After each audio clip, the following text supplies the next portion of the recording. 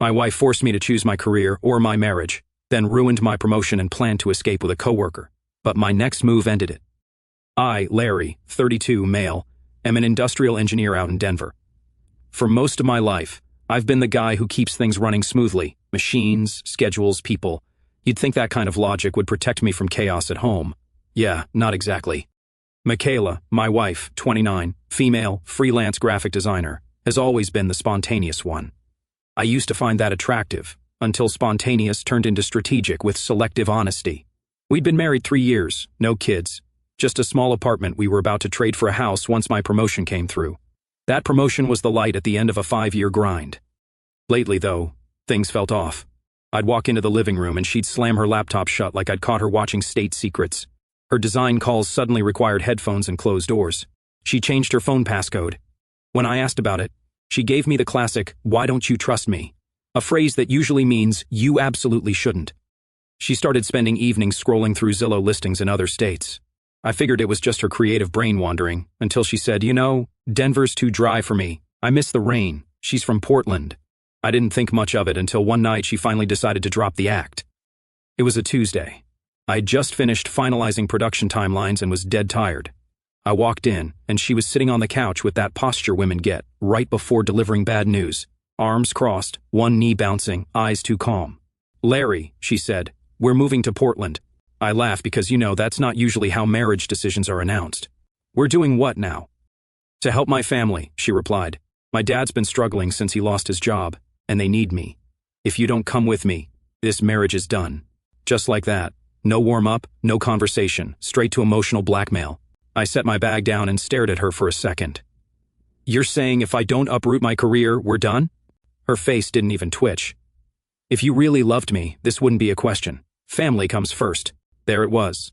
The guilt grenade. Classic. "Michaela," I said, keeping my tone even. "We've got a life here.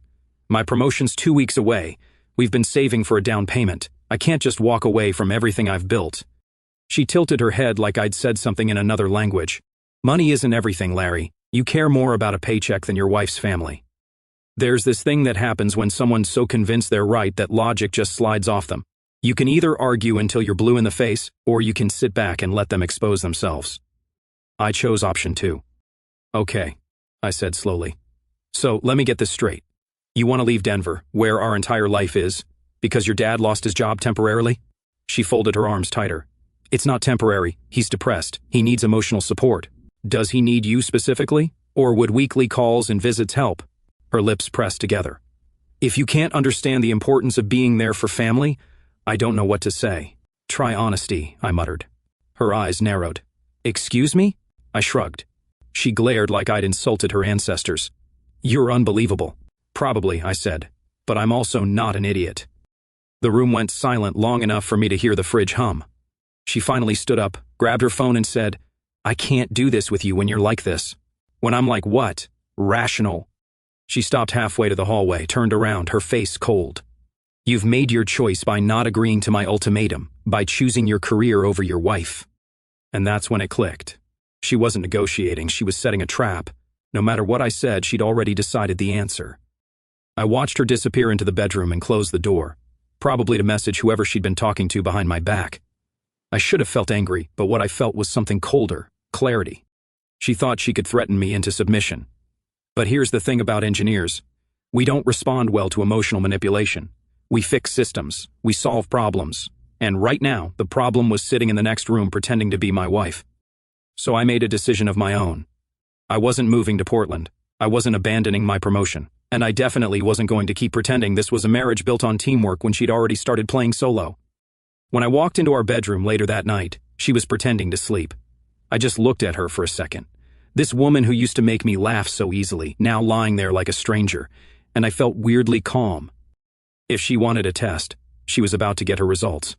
Because I don't do ultimatums, I do facts. And the fact was simple. The minute she said, "If you don't come, we're done," she made my choice for me, and I wasn't about to fail my own sanity just to pass her delusion. The next morning, Michaela acted like nothing happened. Pancakes, fake smiles, small talk. I just watched, wondering how someone could deliver an ultimatum one night and play domestic goddess the next. She slid a plate across the table and said, "You've been so tense lately, babe. Maybe you should take a break from work."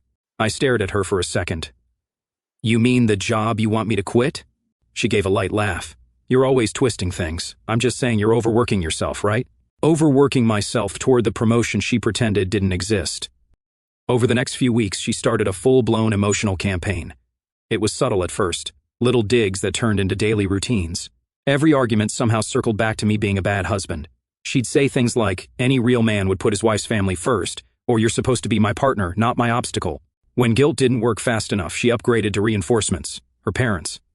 The first call came on a Sunday morning. Her mom's voice trembled like she was auditioning for a tragedy. Sorry, honey, I hate to bother you, she said, but we're in a real mess. The bank's been calling about the mortgage. I don't know what to do. It took one phone call to know Michaela had coached her on what to say. I told her calmly, I can help with a few payments if needed, but I can't move states right now. My job's mid-cycle. I can wire something this week. She sniffled. You don't understand. We just need family nearby. We need Michaela. She can't do that from Denver. Of course. There it was again. The manipulation through family. 2 days later, her dad called. His tone was all man-to-man, the kind guys use when they're trying to guilt-trip you while pretending they're not. Son, you got to understand how hard it is for a father to ask for help. I'd never interfere in your marriage, but Michaela's torn up about this. We're not asking for money, just support. She needs to be here. I told him I get it, but pulling me out of my job isn't going to fix your mortgage. Let me help financially. He sighed like I'd just told him I hated puppies. I thought you were a family man, Larry. By the third call, I stopped answering unknown numbers. The next morning, my coworker Jake pulled me aside at lunch. Hey man, congrats on the move. Heard you're heading to Portland. I nearly choked on my sandwich. What? Yeah, your wife mentioned it on the company page. Said you're wrapping up projects before the transfer. I laughed, one of those quiet, disbelieving laughs that come right before fury. Jake, I'm not going anywhere. He raised an eyebrow. Then you might want to check with your mortgage guy too. Heard from Susan in accounting that you canceled your pre-approval. That's when my stomach dropped. I hadn't canceled anything. I called the bank during lunch. After a few minutes on hold, the rep came back and said, yes, we received the cancellation request from the shared Gmail you used on the lender portal. It was submitted yesterday by Michaela Walters. I gripped the phone tighter. Of course it was. I hung up, took a deep breath, and said to myself, of course she did. That night, I came home and found her pretending to scroll Pinterest like she wasn't planning corporate sabotage.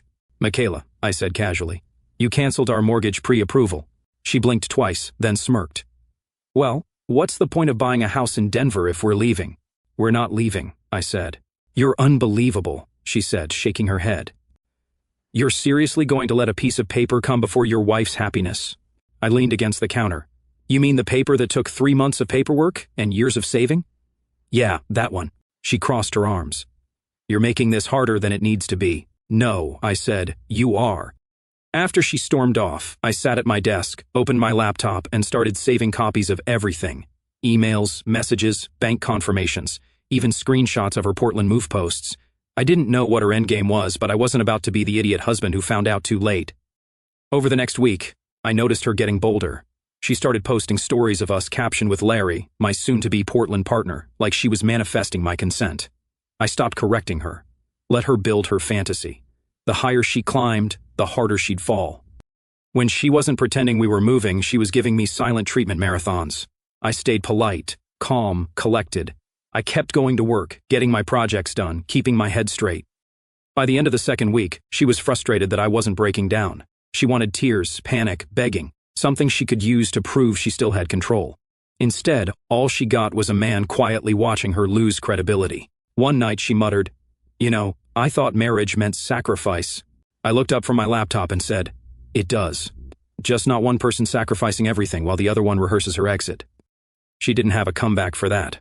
That was the night I stopped doubting myself. Whatever this was, it wasn't partnership. It wasn't even love, it was strategy. 2 days later, she made her next move. I was drinking my morning coffee, scanning blueprints on my tablet when she walked in already dressed like she had a press conference scheduled, arms crossed, chin tilted high, the pose of someone about to deliver a speech. "You have 2 weeks," she said flatly. "To decide." I looked up. Decide what? Portland or our marriage? I took a sip of coffee like she'd just reminded me to take out the trash.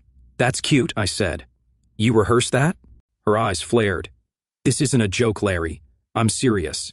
I can tell. You even used a deadline. Very corporate of you." She stomped closer. "I'm done waiting around for you to grow a heart. My parents need me. If you loved me, you'd already be packing. I stood, set my mug down, and met her stare.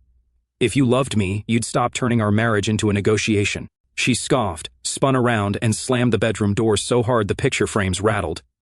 I went to work like nothing happened. My job had become my escape, a place where logic still made sense. Machines didn't lie. People did. But that morning, even work couldn't stay untouched. My manager, Greg, pulled me into his office before our meeting. He's an old-school guy, the type who starts every sentence with, "Look, kid." He closed the door and gave me a weird look. "Look, kid," he said, "I got your email about relocation." "That true?" My stomach dropped. "What email?" He turned his monitor around. On the screen was an email sent from my company account, except I hadn't written it. "Hi, Greg. Just a heads up. I might be relocating to Oregon soon due to family matters. I understand this may affect my eligibility for the promotion. I'll confirm once things are finalized. Larry Walters." I felt my pulse in my jaw. "Greg, I didn't send that." He frowned. "You sure? It came from your address." "Positive," I said. "She must have used a remembered login on my home laptop. I left one session open." He whistled. "Man, that's manipulation on a corporate level." "Yeah," I said. "Tell me about it." When I got back to my desk, I changed every password and added two-factor authentication on everything. Greg later told HR what happened and documented it himself. My record stayed clean and the promotion was still on track. He told me, "Don't worry, I'll document this and forward it to HR myself. Your record's clean. Nobody's taking that promotion from you." I nodded, trying to stay composed. But inside, I was ready to punch drywall, not out of rage, out of disbelief that she'd actually tried to sabotage my career. On my way out of his office, I bumped into Jake, my coworker who'd been following the soap opera from the sidelines. "You good?" he asked. "Define good," I said. He raised an eyebrow. "Your wife just pulled an HR stunt. That's advanced warfare." "Yeah," I said. "She's running a PR campaign against me now." Jake laughed. "Bro, she's not a wife anymore. She's a startup founder trying to pivot her business model." That actually made me laugh, the first time in weeks. "You might be right," I said. "She's pitching a merger that's already bankrupt." Then I went home and acted like nothing happened. She wanted a reaction. She wasn't getting one. When I walked in, she was at the kitchen table scrolling through her phone. She didn't even look up. "You look tense," she said. "Rough day?" "You could say that," I replied. "Maybe if you weren't so stubborn, life wouldn't be so hard." I smiled faintly. "You're right. If I just gave up everything I worked for, life would be easy." She frowned, sensing the sarcasm but too prideful to address it. "You'll thank me someday." "For what?" "For saving us," she said simply, like she actually believed it. By the weekend, I started noticing more signs. She'd leave her email open when she forgot to close the browser. Threads with names like Portland Project Group, Design West Collective, and Relocation Strategy. All dated months before her dad's supposed layoff. I took pictures of the screen with my phone, not because I needed proof, but because I wanted to remember how far she was willing to go to get her way. Still, I didn't confront her yet. I wanted to see just how deep this went. The following Monday, Jake swung by my workstation during lunch, holding his sandwich like he was delivering news from the front lines. "Hey man," he said, lowering his voice a bit. "My girlfriend Lisa says she's been in some online design groups with Michaela. I didn't even look up from my screen. That's so." "Yeah," he said. "Apparently your wife's been talking to Portland agencies for like half a year, way before her dad's job thing. Lisa thought you already knew." I froze mid-scroll. "Half a year?" Jake nodded slowly, then hesitated. "There's more. Lisa said Michaela's gotten kind of close with one of those designers. Some guy named Ryan, I think, Portland-based. Lisa said they flirt a lot in the calls, like not professional collaborator close, more inside jokes and late-night messages close." I leaned back in my chair, exhaled through my nose and smirked. "Of course she did." Jake frowned. "You okay, man?" "Oh, I'm fantastic," I said, dry as sandpaper. "Just realized my wife's been running a long-term relocation campaign with a side project named Ryan. Might even have quarterly goals and performance reviews." Jake winced. "Dude, that's rough." "Not rough," I said, gathering my files. "Predictable." I stood in the doorway just out of camera range and listened. "Yeah, once I'm back home permanently," she was saying, "I'll have more time to build my portfolio. My husband's just being difficult, but he'll come around. He always does." I smiled. That was the first true thing she'd said all year. I had always come around, until now. When she ended the call, she jumped a little when she saw me standing there. Jesus, Larry, don't sneak up on me like that." "Didn't mean to," I said calmly. "Just hearing about how I'll come around. Sounds like breaking news." She went pale, then quickly recovered. It's called manifesting, Larry. You should try it. Might help you get over your obsession with control. I tilted my head. Funny coming from the woman who emailed my boss pretending to be me. Her face twisted, but before she could reply, I added, "Don't bother denying it. HR already knows. They thought it was creative. Unethical, but creative." She opened her mouth, then closed it again. "You're unbelievable," she said finally, grabbing her phone. "I know," I said. "That's why I'm keeping records." For once, she had nothing to say. She just walked past me and slammed the door. I sat on the couch, calm as ever, thinking about the months of manipulation, the layers of lies, the effort she'd put into building her alternate reality, and I realized something simple but solid. This wasn't chaos. It was a system. The next day, I leaned against the doorway, arms crossed, just listening to her call until she noticed me in the reflection of her laptop screen. Her face drained of color like I'd caught her with a hand in the company vault. "Oh, hey," she said too quickly, tugging her headset off. "Didn't hear you come in." Clearly, she fumbled with her mouse. "I was just wrapping up a client call with Ryan," I asked casually. Her hands froze mid-motion. "What?" I walked in slowly. "The Portland designer you've been flirting with for 6 months. Don't look so surprised." Lisa filled me in. She blinked fast, switching to defense mode. "You're seriously invading my privacy now? Spying on me through your CO workers? That's gross, Larry. That's disgusting." "No," I said evenly. "What's disgusting is lying to my face every day while pretending to play wife of the year." Her mouth opened, closed, then opened again. "You're paranoid. I was networking. You twist everything I do." "Networking?" I laughed quietly. "So, networking now includes canceling mortgages, emailing HR, pretending to be me, and inventing family emergencies? Interesting business model." She stepped back. "You're insane. At least I'm not faking crises to manipulate someone into moving across the country." "Don't talk about my family," she snapped. "Oh, I understand perfectly. Your dad was unemployed for 4 weeks and you turned it into your personal exit strategy." She went pale, eyes darting. "You're twisting everything again. You always do this. Control, accuse, blame." I pulled my phone from my pocket and set it on the table. The screen lit up, screenshots, timestamps, emails, chat logs. She'd left her Slack open on my laptop earlier, and her DM to Ryan was sitting right there when I got home. "You want facts? Here.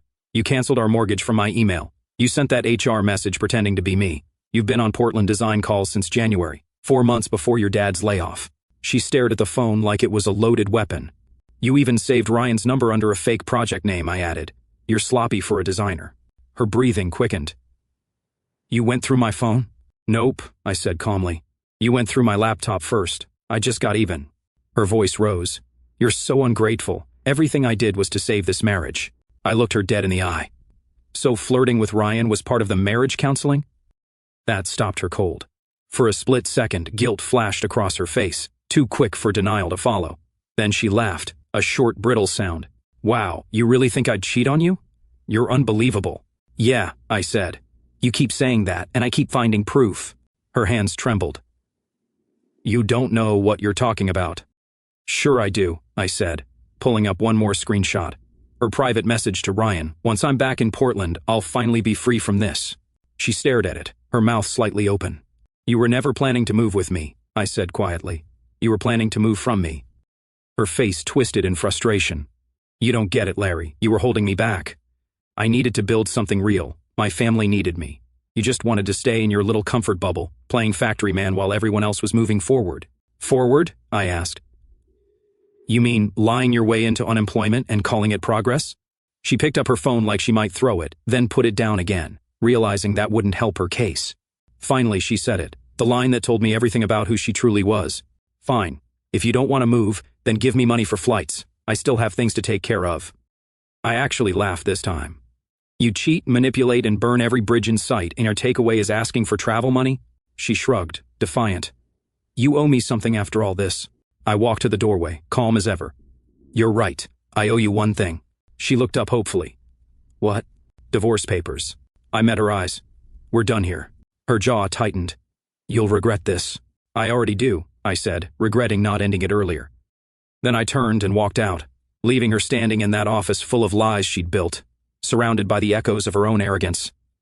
Michaela had spent months building her perfect illusion, convinced she could outsmart me. But the thing about systems built on lies, they collapse under their own weight, and hers just did. The morning after I walked out, I called a lawyer. No hesitation, no second guessing. The man's name was Harris. Calm voice, direct questions, no fluff. I told him everything in order, the fake family crisis, the sabotage at work, the cheating. He listened without interrupting and said, "You've got more than enough reason to file. I'll have the papers drafted by the end of the day." "Perfect," I said. "Send them straight to her." He paused. "You sure you don't want to wait a few days? Sometimes clients—" "No," I cut in. "This is overdue." That afternoon, I checked into a short-term apartment downtown. Bare minimum setup, bed, desk, and peace. The silence felt expensive in the best way. 3 days later, Harris called. "She's been served." I smiled to myself. "How'd she take it?" He chuckled. "From what the process server said, not great." He wasn't kidding. Within an hour, my phone lit up with messages, "You heartless coward. You're divorcing me over nothing." I didn't reply. 10 minutes later, she called. I let it ring out. Then she left a voicemail full of fake tears. "You're really doing this after everything we've been through? You're destroying a marriage because you can't handle being wrong. You're cold-blooded, Larry. Everyone's going to see who you really are." Translation, she'd already started damage control. By the next day, I was hearing from mutual friends. One texted, "Hey man, Michaela says you blindsided her with divorce papers. That true?" I replied with a single message, "Ask her who Ryan is." Silence. Word spread fast. She started telling people I abandoned her during a family emergency on social media. I didn't bother defending myself. Let her run her PR campaign. I had work to do. The divorce process moved faster than I expected. Harris was efficient. He got every document squared away and made sure the joint accounts were frozen before she could move anything. A few days later, the bank notified me about repeated login attempts on one of the accounts. Hers, obviously, trying to initiate a transfer before the freeze fully processed. She emailed me that night. "You're disgusting. I can't believe you trapped me financially like this." I replied once, "You trapped yourself." The next morning, Greg called me into his office again. I figured it was about another fallout from the HR stunt, but instead, he grinned. "Promotion's official. HR cleared everything. The board's impressed with how you handled yourself through all that nonsense." I blinked. "You're serious?" "Dead serious," he said. "You stayed professional while your personal life was burning down. That's leadership." I laughed. "Guess chaos management is part of engineering now, apparently." By the end of the week, it was official. New title, raise, corner office. I didn't even celebrate. I just sat at my desk, exhaled, and realized how much lighter everything felt. Later that day, Jake and a few CO workers pulled me out to lunch. "Man, you've had the craziest month of anyone here," he said. "Promotion, divorce, surviving identity theft from your own wife." I smirked. "Yeah, it's been a ride." Jake raised a fry like a toast. To Larry, proof that engineers can handle emotional warfare better than HR. Everyone laughed. It felt good. No pity, no awkwardness. Just normal banter again. Meanwhile, Michaela was still busy online, pretending she'd made the bold decision to move to Portland for her career rebirth. Her new profile bio read, "Designer, dreamer, survivor." Lisa showed me her posts. Every picture staged, coffee shops, plants, inspirational quotes. The captions read like she was auditioning for a self-help podcast. 2 weeks later, Harris sent over the draft settlement packet. "We're nearly there," he said. "Once the court signs the decree after the waiting period, it'll be official." I reviewed everything, signed the last page, and sent it back.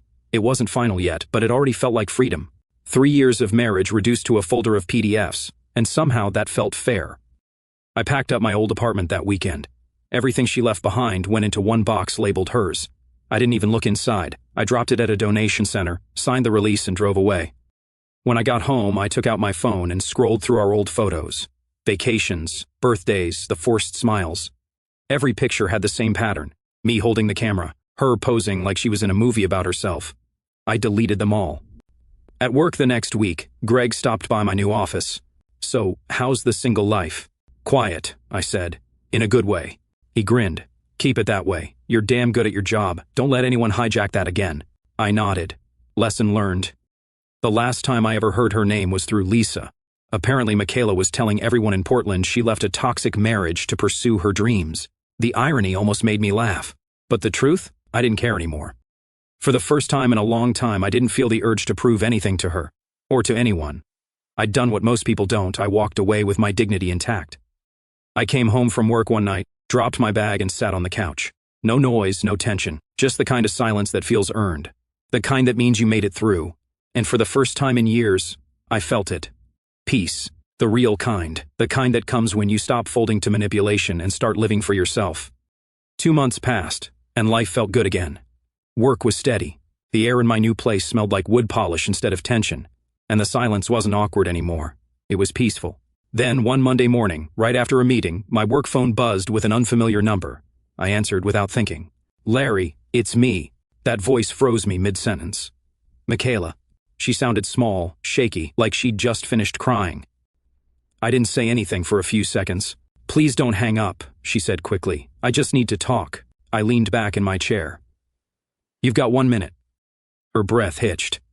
"I made a huge mistake," she said, voice trembling. "Moving here. It's not what I thought. Everything's gone wrong." I kept my tone flat. "What do you want me to say?" "I want you to listen then, say something worth listening to." She sniffled. "I miss you, Larry. I miss us. I know I hurt you, but I've had a lot of time to think. You were right about everything. My family didn't need me like I thought. My dad got another job 4 weeks after I moved. They're fine now. They didn't even want me staying that long." I tilted my head, staring out the window at the skyline. 4 weeks, huh? All that manipulation for a 1-month crisis. Her voice cracked. "Don't say it like that." "Like what? Accurate?" "Please," she said, desperation creeping in. "Portland isn't what I expected. I can't get steady clients. The bills are piling up, and I can't do this alone." There it was, the truth wrapped in self-pity. "Not I miss you, but I can't handle life without your wallet and stability." "Larry," she said softly, "I understand now. I get what you were trying to tell me. You were the only stable thing I had. You kept me grounded." I smiled to myself. "No, I kept you accountable. You didn't like that difference." "Please," she whispered. "I've changed." I let the silence stretch until it got uncomfortable. "Michaela, you don't miss me. You miss control. You miss the version of me who let you run the show." "That's not fair," she snapped, her crying suddenly replaced by anger. "You think you're perfect? You think you didn't make mistakes too?"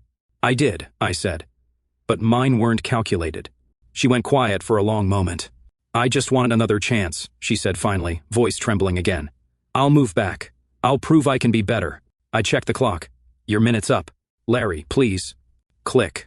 I hung up, blocked the number, sat there for a moment letting the quiet settle. There wasn't anger in me anymore, just certainty. 3 days later, she called again from another number. I ignored it. Then came an email, subject line, "We need to talk," deleted. The next day, I came home from work and saw her car parked in my driveway. My stomach didn't drop this time, it just steadied. I parked behind her, walked past her without a word, and unlocked my front door. "Larry," she shouted, jumping out of the car. "You can't just walk away like this." I turned slightly. "Watch me." She followed me halfway to the porch, crying. "You can't just throw away 3 years." I looked at her once, calm and expressionless. "You already did." Then I stepped inside and shut the door. She banged on it a few times, shouting things between sobs. I didn't respond. For 20 minutes she stayed outside, alternating between begging and cursing. Then her voice faded. A few minutes later I heard the sound of her car door slam and the engine start. When I finally opened the door, there was a letter taped to it. My name written in big, shaky handwriting. I stared at it for a second, then pulled it off and dropped it straight into the trash can without reading a word. I didn't need to know what it said. It would have been more of the same. Just another performance, another attempt to rewrite the story with herself as the victim. Later that night, Lisa texted me, saw Michaela's new post, something about learning from loss and rebuilding strength. I replied, "Yeah, she's learning all right." Then I put my phone on silent and went back to what I was doing, assembling a new desk for my home office. Every screw, every piece methodically in place. No chaos, no manipulation, just order. That night I sat at my finished desk and realized something important. Closure doesn't come from someone saying I'm sorry. It comes from not needing to hear it. She wanted a reaction. I gave her silence. She wanted guilt. I gave her distance. And for the first time, that silence didn't feel empty. It felt earned. A few weeks passed after Michaela's little doorstep stunt, and life went back to normal. My kind of normal. No drama, no guilt trips, no one timing their tears for effect. Just work, gym, and a clean house that actually stayed clean. Then one morning I was running through project notes when Lisa texted me out of nowhere. "Hey, thought you'd want to know. Your ex-wife's been making waves again." I replied, "That sounds like her full-time job." "Yeah, except now the waves are crashing. She got fired from Henderson Design. Something about integrity issues. Words going around that she got bounced for lying to a client, and a few local shops are already avoiding her." I sat back in my chair almost laughing. The same company she bragged about joining, the one she left me for, gone. Oh, and she's posting new chapter quotes again. Everyone knows she's lying about freelancing. I typed one line back, some lessons come with invoice terms. That night, curiosity got the better of me. I checked her page, not because I missed her, but because I wanted to confirm what I already knew. Her latest post was a selfie in a coffee shop with the caption, "New beginnings take courage." Translation: I got caught lying again. She was still pretending she'd chosen this life, still playing the victim. The comments were dry, no one buying it anymore. I closed the app and deleted the link. She wasn't my problem anymore, and her failure wasn't my victory. It was just proof that karma runs on its own schedule. A week later, I got an email from an address I didn't recognize at first. Mike Illick Designs. Subject line: I'm finally ready to talk. I didn't open it right away. I made dinner, cleaned up, took a shower, and sat down at my desk. Then I clicked it open. Larry, I know I've said things I shouldn't have. I've had time to reflect on everything. Portland wasn't what I hoped for. I thought I was chasing independence, but maybe I was just running from myself. I hope we can talk as friends. You were always the most stable person in my life. Michaela. No apology, no ownership. Just recycled words wrapped in fake humility. I hovered over the reply button for 2 seconds, then hit delete. Not even worth a note. 2 days later, Lisa sent another message. She's telling people you might reconcile. I replied, she can reconcile with her landlord first. At work, things couldn't have been smoother. Projects were on schedule, the team was solid, and Greg was trusting me with bigger deals. Jake would still joke about the great divorce of Denver, but this time it was all in good humor. Man, he said one afternoon, remember when she emailed HR pretending to be you? That was next level insanity. Yeah, I said, signing off on a project report, and now she's pretending to be a motivational speaker. Full circle. We both laughed, but the truth was I didn't think about her much anymore. She turned into background noise, a reminder of who I used to tolerate. That weekend, I finally did something I'd been meaning to do since the divorce finalized. I adopted a dog, a 3-year-old shepherd mix from the shelter. The guy at the counter asked what name I wanted on the tag. I smiled. Call him Rusty. Rusty turned out to be everything my marriage wasn't. Loyal, quiet, and easy to feed. He'd sit next to me while I worked, head on my knee like he knew the peace in the room was hard-earned. Lisa stopped by once to drop off a client file. You really rebuilt your whole life, she said, looking around. Yeah, I said. Didn't need a moving truck or an ultimatum this time. She laughed. Good. You look better this way. I feel better this way. Rusty barked once like he agreed. She'd spent years trying to rewrite my life around her insecurity. Now she couldn't even get a reply. That was the real win. No revenge, no dramatic confrontation, just complete disinterest. When someone like her loses control over you, that's when they finally meet silence. And silence, for people like her, is worse than any insult. Rusty curled up next to me, tail flicking against the step. I scratched his head and said, We did all right, huh? He wagged his tail once. Simple answer. Inside, my phone buzzed again, another unknown number. I didn't even check. I turned off the ringer, locked the screen, and left it on the counter. And that was the cleanest ending I could have asked for.